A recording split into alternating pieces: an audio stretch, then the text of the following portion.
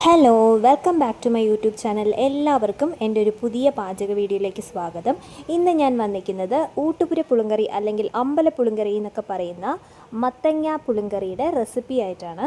അതിനായിട്ട് ഇവിടെ ഒരു മത്തങ്ങയുടെ പകുതി എടുത്ത് ഇതുപോലെ കട്ട് ചെയ്ത് വെച്ചിട്ടുണ്ട് കേട്ടോ. ഈ ഒരു വലിപ്പത്തിനാണ് ഞാൻ കട്ട് ചെയ്ത് വെച്ചിരിക്കുന്നത്. അതുപോലെ ഒരു പച്ചമുളക് നെടുകെ കീറിയതും ഇട്ടിട്ടുണ്ട് കേട്ടോ. അപ്പോൾ ഇതെല്ലാം കൂടെ ഒരുമിച്ചിട്ട് വേവിക്കാൻ വേണ്ടിയിട്ടാണ് കേട്ടോ ഇങ്ങനെ കട്ട് ചെയ്ത് വെച്ചിരിക്കുന്നത്. അപ്പോൾ നമ്മൾ അടുപ്പ് ഓണാക്കുക. അതിലേക്ക് നമുക്ക് മത്തങ്ങയും മഞ്ഞൾപ്പൊടിയും ഉപ്പും കൂടെ ഇട്ട് വേവിച്ചെടുക്കാം കേട്ടോ. അപ്പോൾ ദാ അടുപ്പ് ഓണാക്കിയിട്ടുണ്ട്. അപ്പോൾ ഞാൻ അടുപ്പിലേക്ക് ഒരു ഉരുളി വെച്ച് കൊടുക്കുകയാണ് കേട്ടോ. ഉരുളിയിൽ അത്യാവശ്യം നമുക്ക് മത്തങ്ങ പുഴുങ്ങുന്ന അത്രയും വെള്ളത്തിൽ, അതായത് മത്തങ്ങ വേവിച്ചെടുക്കുന്ന അത്രയും വെള്ളം വയ്ക്കുക. അതിലേക്ക് നമുക്ക് ഈ മത്തങ്ങയും പച്ചമുളകും കൂടെ ഇതിലേക്ക് ചേർത്ത് കൊടുക്കാം. കുക്കറിലൊന്നും മത്തങ്ങ വേവിക്കുന്നതിനേക്കാളും നല്ലത് എപ്പോഴും ഉരുളിയിലൊക്കെ വേവിക്കുന്നതാണ് കേട്ടോ. അതുകൊണ്ട് തന്നെ ഞാൻ ഉരുളിയാണ് എടുത്തിരിക്കുന്നത്. ഉരുളിയിലോ ചീനിച്ചട്ടിയിലോ എന്തിൽ വേണമെങ്കിലും നിങ്ങൾക്കിത് വേവിച്ചെടുക്കാവുന്നതാണ്. അപ്പോൾ ഞാനിവിടെ ഈ ഒരു ഉരുളിയിലേക്ക് 1 കപ്പ് വെള്ളത്തോളം ഒഴിച്ചിട്ടുണ്ട്. മത്തങ്ങ വേവാൻ ആവശ്യത്തിന് മാത്രം വെള്ളമേ വയ്ക്കുന്നുള്ളൂ. അതുകൊണ്ട് തന്നെ ഈ ഒരു കപ്പിൽ 1 കപ്പ് വെള്ളമാണ് ഒഴിച്ചു കൊടുത്തിരിക്കുന്നത്. അതിലേക്ക് നമുക്ക് ഈ ഒരു മത്തങ്ങയും നെടുകെ കീറി വെച്ചിരിക്കുന്ന ആ ഒരു പച്ചമുളകും കൂടെ ചേർത്ത് കൊടുക്കാം കേട്ടോ. നല്ല പഴുത്ത മത്തങ്ങയാണെങ്കിൽ അത്രയും നല്ലതാണ്. ഇവിടെ അത്യാവശ്യം പഴുത്ത മത്തങ്ങയാണ് ഞാൻ എടുത്തിരിക്കുന്നത്. അതിലേക്ക് ഇനി നമുക്ക് ഉപ്പും മഞ്ഞൾപ്പൊടിയും കൂടെ ചേർത്ത് കൊടുക്കാം കേട്ടോ. ആവശ്യത്തിന് ഉപ്പും മഞ്ഞൾപ്പൊടിയും, ആ ഒരു ഉപ്പൊക്കെ കഷ്ണത്തിൽ പിടിക്കാൻ വേണ്ടിയിട്ട് തന്നെ ഉപ്പും മഞ്ഞൾപ്പൊടിയും കൂടെ നേരത്തെ നമ്മൾ ചേർത്ത് കൊടുക്കുക. ഉപ്പും മഞ്ഞൾപ്പൊടിയും ചേർത്ത് കൊടുത്തതിന് ശേഷം ഇത് നമുക്ക് വേവിക്കാൻ വയ്ക്കാം. ഇനി നമുക്ക് എന്തൊക്കെയാണ് ഇതിലേക്ക് വറുത്ത് അരയ്ക്കാനുള്ളതെന്ന് നോക്കിയിട്ട് വരാം.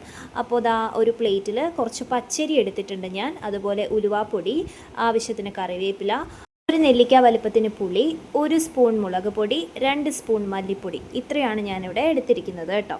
അപ്പോൾ ഇനി പ്രധാനമായിട്ട് വേണ്ടത് ഒരു തേങ്ങയുടെ അരമുറി തിരികിയതും കൂടെ ഇട്ട് കൊടുക്കുവാണ് കേട്ടോ.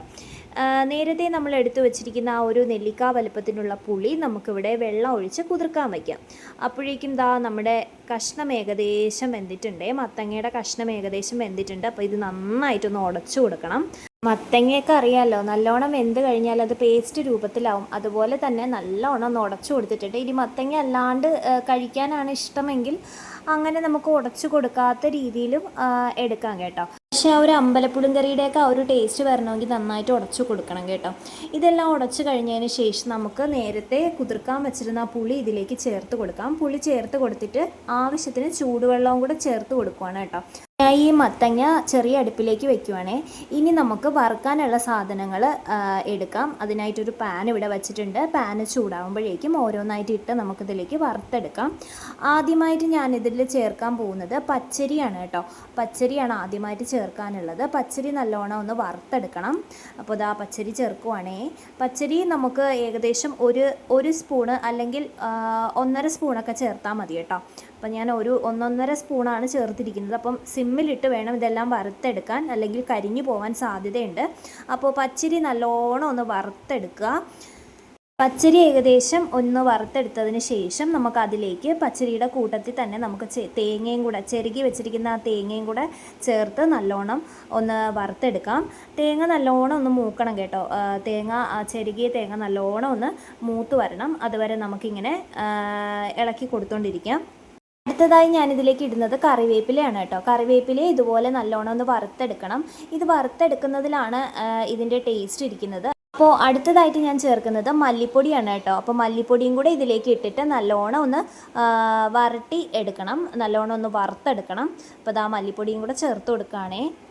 മല്ലിയുടെ ആ ഒരു പച്ച മണമൊക്കെ മാറുമ്പോഴേക്കും നമുക്ക് മുളക് പൊടിയും കൂടെ ചേർത്ത് നല്ലോണം ഒന്ന് വറുത്തെടുക്കാം. മുളക് പൊടിയുടെ ആ ഒരു പച്ച മണം മാറുമ്പോഴേക്കും നമുക്ക് അവസാനമായിട്ട് ഉലുവാപ്പൊടിയും കൂടെ ചേർത്ത് കൊടുക്കാം കേട്ടോ. ആ ഒരു ഉലുവാപ്പൊടി ഒരു 2-3 പിഞ്ചാണ് ഞാൻ ചേർത്തിരിക്കുന്നത്. അപ്പോൾ അതും കൂടെ ചേർത്ത് നല്ലോണം ഒന്ന് വറുത്തെടുക്കണം. ഇത് വറുക്കുന്ന അത്രയും സ്വാദ് നമുക്ക് കൂടും. കരിഞ്ഞു പോകാൻ പാടില്ല. എപ്പോഴും നിങ്ങൾ സിമ്മിലിട്ട് വേണം അത് വറുക്കാൻ. കരിഞ്ഞു പോയി കഴിഞ്ഞാൽ ആ ഒരു ടേസ്റ്റ് തന്നെ മാറിപ്പോവും. അതുകൊണ്ട് തന്നെ നമ്മൾ ഇത് വെച്ചിട്ട് എങ്ങോട്ടും പോവാതെ ഇതിൻ്റെ കൂടെ തന്നെ നിൽക്കണം. അവസാനമായിട്ട് ഞാൻ കുറച്ച് കായപ്പൊടിയും കൂടി ഇതിലേക്ക് ചേർത്ത് കൊടുക്കണം കേട്ടോ. ഒത്തിരി ചേർക്കുന്നില്ല, അത്യാവശ്യത്തിന് മാത്രം ചേർക്കുന്നുള്ളൂ. ഒരുപാട് അങ്ങ് ചേർത്ത് കഴിഞ്ഞാൽ കായത്തിൻ്റെ ആ ഒരു സ്വാദ് മുന്നിട്ട് നിൽക്കും. അതുകൊണ്ട് തന്നെ ആവശ്യത്തിന് മാത്രം കായം ചേർക്കുന്നുള്ളൂ. അപ്പോൾ ഇതെല്ലാം കൂടി ഇട്ടിട്ട് നല്ലോണം ഒന്ന് വറുത്തെടുക്കുവാണ്. അപ്പം വറവ് ഏകദേശം ആയിട്ടുണ്ട്. അപ്പോൾ നമുക്കിതെല്ലാം കൂടെ ഒന്ന് വാങ്ങിയിട്ട് തണുത്തിട്ട് മിക്സിയിൽ അടിച്ചെടുക്കണം. അപ്പോൾ ഞാൻ ഈ പാൻ മാറ്റിയിട്ട് നമ്മുടെ ഉരുളി വീണ്ടും ഈ അടുപ്പിലേക്ക് വെക്കുവാണ് കേട്ടോ. അപ്പോൾ ഇനിയിപ്പം അത് തണുത്തിട്ട് നമുക്ക് അടിച്ചെടുക്കാം. ആ ഒരു കൂട്ടെല്ലാം കൂടെ മിക്സിയിലിട്ടൊന്ന് അടിച്ചെടുക്കണം. അപ്പോൾ അതുവരെ ഈ ഒരു പുളിങ്കറി കിടന്ന് തിളക്കട്ടെ. നല്ലോണം തിള വരുന്നുണ്ട്. അപ്പോൾ നമ്മൾ നേരത്തെ വറുത്ത് വെച്ചിരിക്കുന്ന ആ ഒരു തേങ്ങയൊക്കെ നല്ലോണം തണുത്തിട്ടുണ്ട്. അപ്പോൾ നമുക്കിത് മിക്സിയിലോട്ട് ഇട്ട് കൊടുത്തിട്ട് നല്ലോണം അരച്ചെടുക്കാം കേട്ടോ. അപ്പോൾ ഞാൻ അരച്ചിട്ട് വരാം. എന്നിട്ട് നമുക്ക് ഈ ഒരു മത്തങ്ങയിലോട്ട് ഇത് ചേർത്ത് കൊടുക്കാം കേട്ടോ. അത് കരിഞ്ഞൊന്നും പോയിട്ടില്ല. കരിയാതെ തന്നെ നമ്മൾ വറുത്തെടുക്കണം. കരിഞ്ഞു പോയി കഴിഞ്ഞാൽ ആ ഒരു സ്വാദേ മാറും. നമ്മുടെ അമ്പലപ്പുളിങ്കറിയുടെ സ്വാദ് തന്നെ കിട്ടാതെ വരും. അപ്പോൾ ഞാൻ എന്താ വറുത്ത് വെച്ചിരിക്കുന്ന എല്ലാം നല്ലോണം ഒന്ന് അരച്ചെടുത്തിട്ടുണ്ട്. വെള്ളം തൊടാതെ വേണം അരയ്ക്കാൻ. അപ്പോൾ ഇത് ഉരുളിയിലേക്ക് ചേർത്ത് കൊടുത്തതിന് ശേഷം നമ്മുടെ മിക്സിയുടെ ജാറ് കഴുകി ആ ഒരു വെള്ളവും കൂടി ഇതിലേക്ക് ചേർത്ത് കൊടുക്കുകയാണ് കേട്ടോ. അപ്പോൾ ഇത് നല്ലോണം ഇതിൽ കിടന്നൊന്ന് തിളയ്ക്കണം. അപ്പോൾ നമുക്കൊരു സ്പൂണ് വെച്ചിട്ട് നല്ലോണം ഇളക്കി യോജിപ്പിച്ച് കൊടുക്കാം. അവിടെ മസാല കിടക്കാതെ എല്ലായിടത്തും ആവാൻ വേണ്ടിയിട്ട് നല്ലോണം ഒന്ന് ഇളക്കി കൊടുക്കാം കേട്ടോ. അപ്പോൾ ഇത് നമുക്ക് നല്ലോണം ഒന്ന് തിളപ്പിച്ച് കുറുക്കിയെടുക്കണം. അപ്പം ഞാൻ നേരത്തെ നോക്കിയപ്പോൾ ഉപ്പ് കുറവായിരുന്നു, അതുകൊണ്ട് കുറച്ച് ഉപ്പും കൂടെ ഞാൻ ഇതിലേക്ക് ചേർത്ത് കൊടുത്തിട്ടുണ്ട് കേട്ടോ. അതുപോലെ നിങ്ങൾക്ക് ഉലുവാപ്പൊടി കുറവായിട്ട് തോന്നുവാണെങ്കിൽ ഉലുവാപ്പൊടിയും കൂടെ ഇട്ട് കൊടുക്കാം കേട്ടോ. എനിക്കിവിടെ കറക്റ്റ് ആയതുകൊണ്ടാണ് കേട്ടോ ഞാൻ ഇടാത്തത്. ഉലുവാപ്പൊടിയുടെ ടേസ്റ്റ് മുന്നിട്ട് വരുന്നില്ല എന്നുണ്ടെങ്കിൽ നമുക്ക് ഉലുവാപ്പൊടി എക്സ്ട്രാ ചേർത്ത് കൊടുക്കാം. ചേർത്ത് കൊടുക്കുമ്പോൾ തന്നെ ആ ഒരു അമ്പലപ്പുളിങ്കറിയുടെ ആ ഒരു സ്വാദ് നമുക്ക് കിട്ടും കേട്ടോ. ദാ നല്ലോണം തിള വരുന്നുണ്ട്. അപ്പോൾ ഇനി അവസാനമായിട്ട് ഞാനിതിലേക്ക് കുറച്ച് ശർക്കര കൂടെ ഇട്ട് കൊടുക്കുവാണ് കേട്ടോ. ഒരു പീസ് ചെറിയ ശർക്കര മാത്രമേ ഇതിലേക്ക് ചേർത്ത് കൊടുക്കുന്നുള്ളൂ. നിങ്ങൾ കണ്ടല്ലോ അല്ലേ, ഞാൻ ശർക്കര ചേർത്ത് കൊടുക്കുന്നത് വളരെ കുറച്ച്, കണ്ടില്ലേ? ഇത്രയും മാത്രമേ ചേർക്കുന്നുള്ളൂ. ശർക്കര ചേർക്കുന്നത് എന്തിനാണെന്ന് വെച്ച് കഴിഞ്ഞാൽ ഒരു പുളിയുടെയും ഉലുവയുടെ ആ ഒരു സ്വാദിൻ്റെയും ഒക്കെ കൂടെ ഒന്ന് ബാലൻസ് ചെയ്യാനാണ് നമ്മൾ ശർക്കര ചേർത്ത് കൊടുക്കുന്നത്. ശർക്കര ചേർക്കുമ്പോൾ ആ ഒരു കറിക്ക് ടേസ്റ്റ് കൂടത്തേ ഉള്ളൂ കേട്ടോ.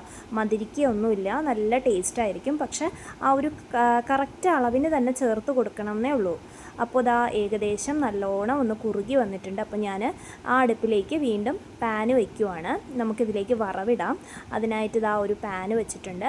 പാന് ചൂടാകുമ്പോഴേക്കും നമുക്കതിലേക്ക് വെളിച്ചെണ്ണ ഒഴിച്ചു കൊടുക്കാം കേട്ടോ. സാധാരണ അമ്പലപ്പുളിങ്കറികളിലൊക്കെ നെയ്യാണ് ഒഴിച്ചു കൊടുക്കാറ്. നെയ്യ് ഒഴിക്കുമ്പോൾ നല്ല സ്വാദാണ്. ആ കറക്റ്റ് അമ്പലപ്പുളിങ്കറിയുടെ ആ ഒരു സ്വാദ് കിട്ടും. പക്ഷേ ഞാനിവിടെ വെളിച്ചെണ്ണ ഉപയോഗിക്കുന്നത്. ഇവിടെ ഏട്ടനൊന്നും നെയ്യുടെ ആ ഒരു സ്വാദ് ഇഷ്ടമല്ല, അതുകൊണ്ടാണ് കേട്ടോ വെളിച്ചെണ്ണ ഉപയോഗിക്കുന്നത്. അപ്പോൾ നിങ്ങൾ ഉണ്ടാക്കുമ്പോൾ നെയ്യിൽ വറവിടാൻ ശ്രദ്ധിക്കുക. അപ്പോൾ ഞാനിവിടെ വെളിച്ചെണ്ണയാണ് ഉപയോഗിക്കുന്നത്. അപ്പോൾ വെളിച്ചെണ്ണ ഒഴിച്ചു കൊടുത്തതിന് ശേഷം വെളിച്ചെണ്ണ ചൂടായിട്ട് വരുമ്പോൾ അതിലേക്ക് കടുക്, മുളക്, അതായത് വറ്റൽമുളക്, കറിവേപ്പില, ഇത് മൂന്നും കൂടെ ഇട്ട് നല്ലോണം ഒന്ന് പൊട്ടിച്ചെടുക്കണം. അപ്പോൾ കടുകും വറ്റൽമുളകും കറിവേപ്പിലയും ഇട്ട് കടുകൊന്ന് പൊട്ടി വരുമ്പോഴേക്കും നമുക്ക് ഇതിലേക്ക് ഈ ഒരു എണ്ണയിലേക്ക് നമുക്ക് കുറച്ച് കായപ്പൊടിയും കൂടെ ചേർത്ത് കൊടുക്കാം കേട്ടോ. കായപ്പൊടി ഓപ്ഷണലാണ്. നിങ്ങൾക്ക് കായത്തിൻ്റെ ഫ്ലേവർ ഇഷ്ടമല്ല എന്നുണ്ടെങ്കിൽ ചേർക്കണ്ട. അപ്പോൾ ഞാനിതിൽ കുറച്ച് കായപ്പൊടിയും കൂടെ ഇതിലേക്ക് ചേർത്ത് കൊടുക്കുകയാണ് കേട്ടോ. അപ്പോൾ ഈ ഒരു പുളിങ്കറി ഉണ്ടാക്കി കഴിക്കാത്തവർ തീർച്ചയായിട്ടും ഇതൊന്ന് ഉണ്ടാക്കി കഴിച്ചു നോക്കണം കേട്ടോ. നല്ല ടേസ്റ്റാണ്. ഇതിന് പ്രത്യേകിച്ച് വേറെ കൂട്ടാനൊന്നും വേണ്ട. ഈ ഒരു പുളിങ്കറി മാത്രമായിട്ട് തന്നെ നമുക്ക് ചോറുണ്ണാം. അത്രയ്ക്ക് ടേസ്റ്റാണ്. ഒരു വട്ടമെങ്കിലും നിങ്ങളിത് ഉണ്ടാക്കി കഴിച്ചു നോക്കണം കേട്ടോ. അപ്പോൾ ഇതാ നമ്മൾ കായം ചേർത്ത് കഴിഞ്ഞു. ഇനി ഈ വറവ് നമുക്ക് പുളിങ്കറിയിലേക്ക് ഒഴിച്ചു കൊടുക്കാം. അപ്പോൾ നല്ല മണമാണ് കേട്ടോ ഈ ഒരു പുളിങ്കറിക്ക്. അപ്പോൾ നമ്മളിതാ പുളിങ്കറിയിലേക്ക്, ഈ ഒരു മത്തങ്ങ പുളിങ്കറിയിലേക്ക് ഈ ഒരു വറവും കൂടെ ചേർത്ത് ഇളക്കി കൊടുക്കുകയാണ്. അപ്പോൾ നമ്മുടെ ഊട്ടുപുര പുളിങ്കറി അല്ലെങ്കിൽ അമ്പലപ്പുളിങ്കറി ഇതാ ഇവിടെ തയ്യാറായിട്ടുണ്ട്. അപ്പോൾ ഫൈനൽ ലുക്ക് ഇതാണ്.